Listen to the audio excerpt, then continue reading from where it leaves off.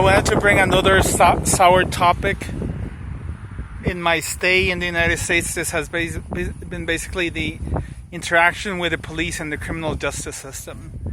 So, as I mentioned before, I've been in the United States for about 15 years, on and off.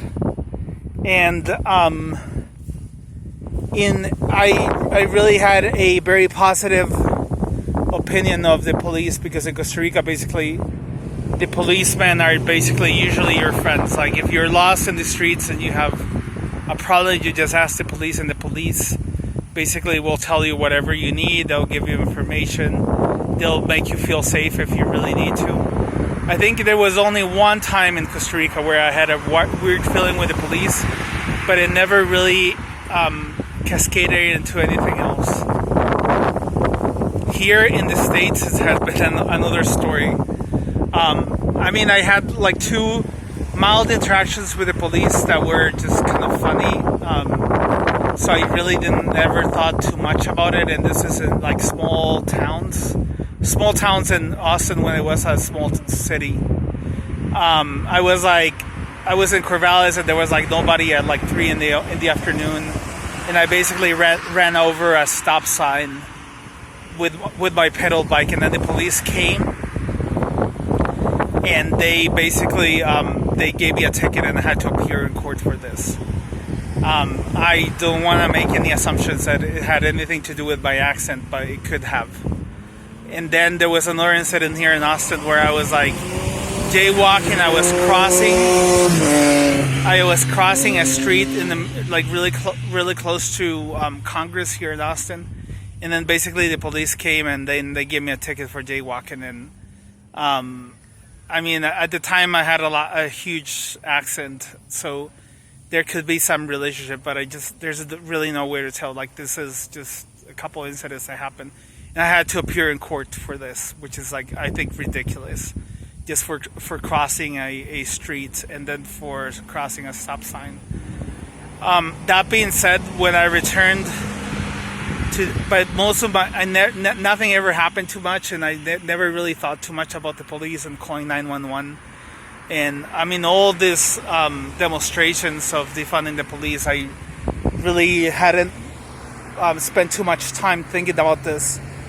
And then 4 years ago is when everything happened to me, and I just basically had to open up my eyes about the police in the United States.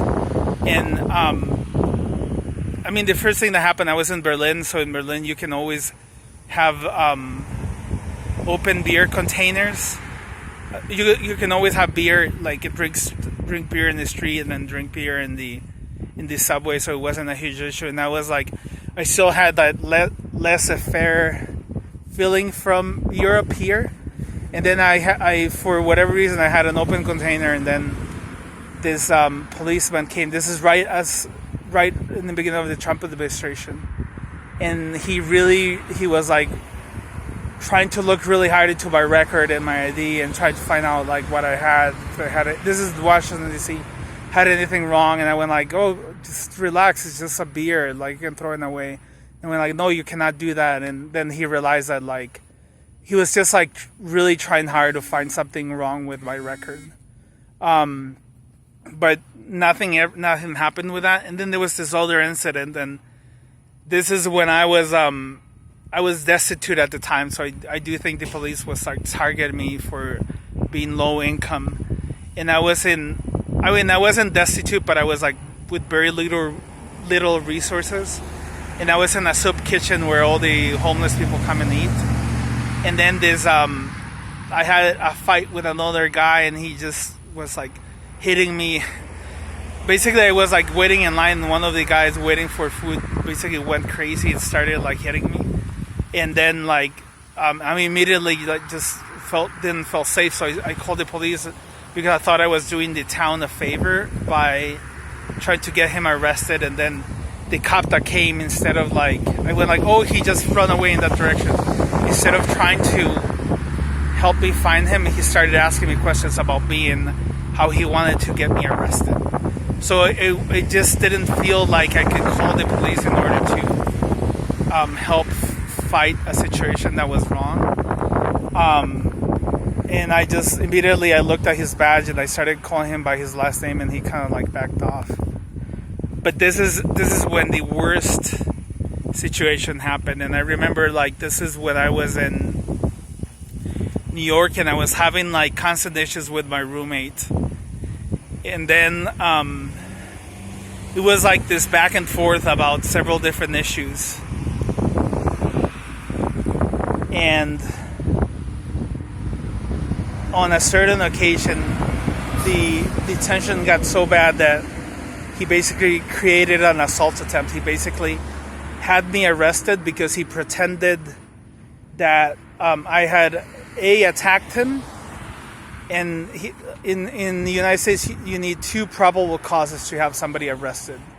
So he basically created his own wounds, which is really, really crazy. And the other thing that he did was he had his daughter call 911 as a witness. So basically the police came, and like I've never been handcuffed before. I was like almost about to turn 40. And then all of a sudden I realized that, I'm being handcuffed. And I became like very paranoid and very like upset. And then the police, instead of telling me, you're going to spend 3 days in jail because of this situation, they just kept telling me, you're just going to see a judge. You're just going to see a judge. They never told me anything of that I was actually going to jail for 3 days, and I was going to be spending like the next 72 hours with some of the like worst criminals of Brooklyn.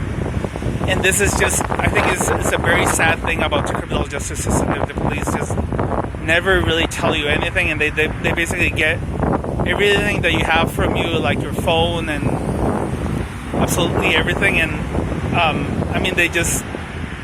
there was a guy who treated me well, but most of the policemen were just like very dismissive of the fact that I was like very upset and nervous and everything. And then later when I finally saw, the way that they like grab you and handcuff you, and then they just basically treat you like a war criminal sometimes. And then they just like push you around. They kind of bully you. It was just a very negative experience with the criminal justice system. And then I had access to because I had no resources. I had access to a defense attorney through the city of New York, and he told me, you just have to plead guilty, and it's just going to be treated as a traffic violation.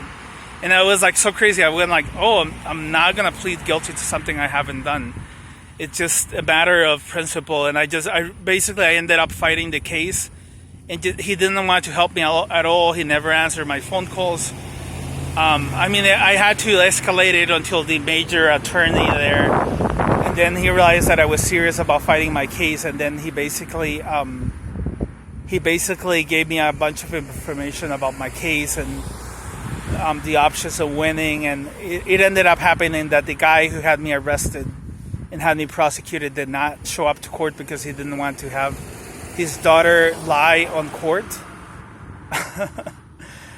He's like 5 or 6 year old daughter. I forgot her age. But this is how crazy it was. And through the whole time, I didn't want to stay in New York, and I just had to stay there because of this. Because I didn't have a job, I had to stay in a homeless shelter, which was also horrible.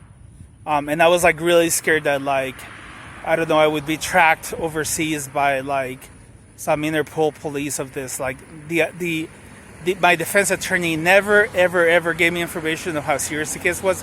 All he would tell me is like, you have to appear in court. This is so serious. He would never reply my calls when we would meet in the courtroom. He'd never spend any time just explaining how serious the situation was. And once you are in the system, it's very easy to have you arrested a second time.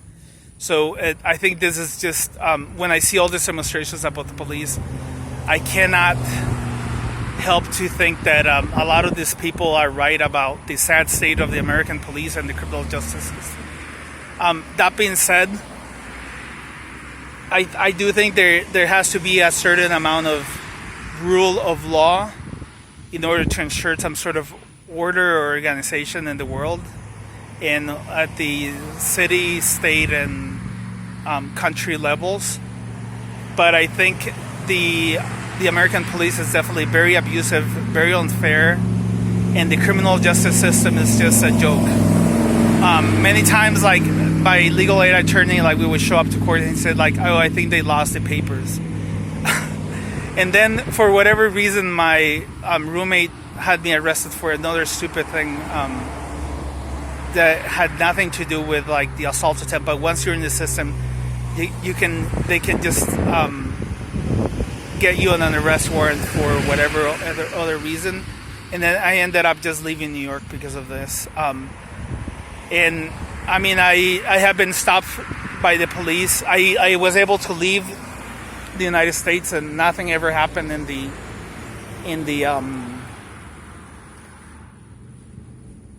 the airport. And I was also able to. I mean, I was here in Austin, and something happened. The police like asked for my ID, and when they saw my ID, nothing happened. So it just seems like the seriousness of the issue. I could just have left New York because of how silly the situation was, and nothing would have happened. So basically, I was persecuted for an A misdemeanor, an assault attempt, and the way that the criminal justice system is, or it's supposed to be, is like the burden of proof beyond reasonable doubt, which in Latin is in dubio pro reo, which basically means when in doubt, in favor of the accused, just because of the unfairness of being stigmatized by the criminal justice system. But that's only in paper. It really never really applies of the way that it should be. And based on my experience, I have no doubt that a lot of the demonstrations that have happened in the States have a strong basis for being unhappy with the current state of affairs. That being said, I also have to understand that like being a policeman can be hard, and then in the United States there's so many people that come here, so many resources to manage, and so many I mean, there could be so many criminals that just land here that there has to be some sort of rule of law, but definitely not in the current status quo. So long story short, again, as with my healthcare story, the sad reality is, like in my case, because I have some education, I was able to manage the system in my favor and then use the aid system with the little help that I had also in my favor. Same for the healthcare issue with hypertension, but I think in cases where people just don't have the resources, they just will fall on the trap of just pleading guilty to something that they haven't done, which I think is very, very, very sad.